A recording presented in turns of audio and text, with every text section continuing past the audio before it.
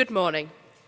As many of you may well know, my name is Ania, and today I am graduating from the BA Honours Youth and Community Work degree. Every single person graduating today has achieved something remarkable. Each of us has studied for and earned a degree, be it undergraduate or postgraduate. Some of you here may even have been the first in your family to attend university. Each of us today will have happened upon our degrees for different reasons. Many of you may have been set on your career paths for years. Some may have happened upon the degree by chance, and some of us here will be following the footsteps of someone in our life. I know that's what I've done. Each of us, over our years of studying here at Marjon, will have learnt a lot, both about our chosen subject areas and hopefully about ourselves. I can certainly say that I have, from the moment that I first set foot at Marjon as a student on the 17th of September 2020. Marjon is a place like no other, and it is an amazing place to grow, thrive and learn. It really is one big community. I can remember vividly my first lecture. I walked into the classroom expecting to see a group of other 18-year-olds and a stern professor. This, of course, being Marjon, didn't happen. I walked in, was greeted by a group of what I deemed adults, and a lecturer with a bunch of flip-chart paper and a football team lunchbox full of whiteboard pens for us all to use. Thus began a brilliant 3-year journey at Marjon. Many of us, like myself, will have used our time at Marjon to learn about our subject areas, hone in on specialities, learn about who we are as people, and make friends that will be with us even after we leave. I can safely say that I've learned more about who I am as a person in the last 3 years of my life than I ever expected to learn.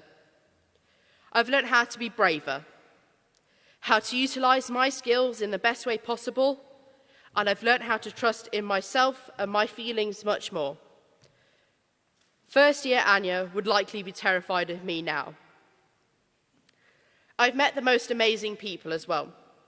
Special mention to Michelle and Claire, my lecturers, and amongst so many other people, without whom I don't think I'd be where I am today. University has given me the opportunity to discover more about who I am and what I want to go on to do. I came to university knowing that I wanted to be a youth worker. I now know what type of youth and community worker I'd like to be.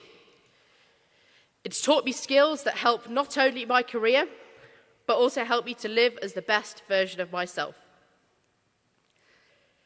It was thanks to both my parents' inspiration that I pursued youth and community work at university. From Mama, I gained the ability to take no nonsense, to just get on with it, with the realisation that it's my life and no one else can do it for me. Both of them taught me to realise my skills and how to use them to help others.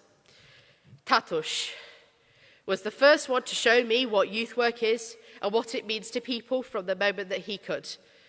I was around 2 weeks old when I first entered the youth club, and I haven't left since. Through both his example and his willingness to answer the phone at 10:30 at night, with me on the other end going, "What on earth does this mean? And do you have this document master copy? Will you let me steal it?"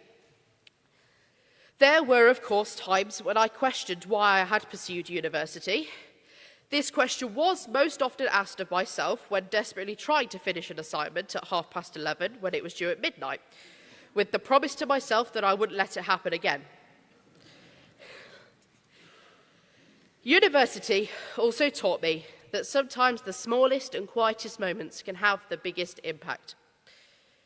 Growing up, I had a book that was read to me most nights, much to my father's delight.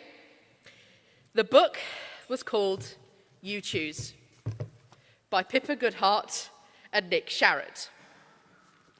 In the book, the person reading it decides the journey they will go on and who they will go with, amongst so many other options. The book opens, if you could go anywhere, where would you go?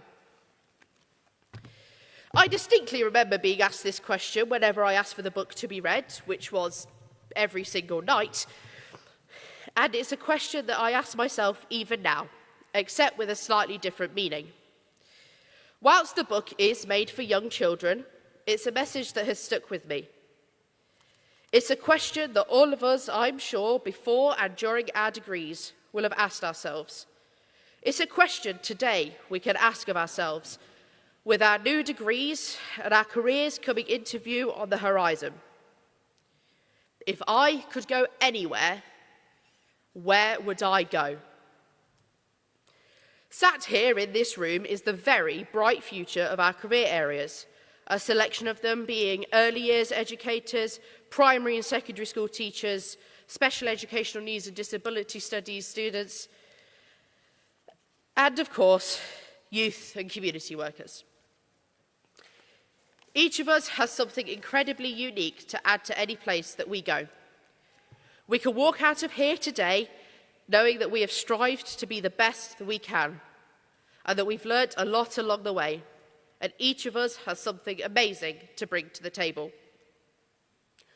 Marjon is absolutely a family, a very large family, but a family nonetheless.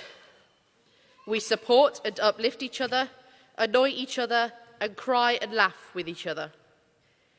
If there's one thing that Marjon has taught me, is that there will always be someone there for you, no matter the situation. I want to finish with a quote, this time from a book I was gifted in my first year by Michelle and Claire, the university chaplains. It's an amazing book called The Boy, the Mole, the Fox and the Horse. The quote reads, "I'm so small," said the mole.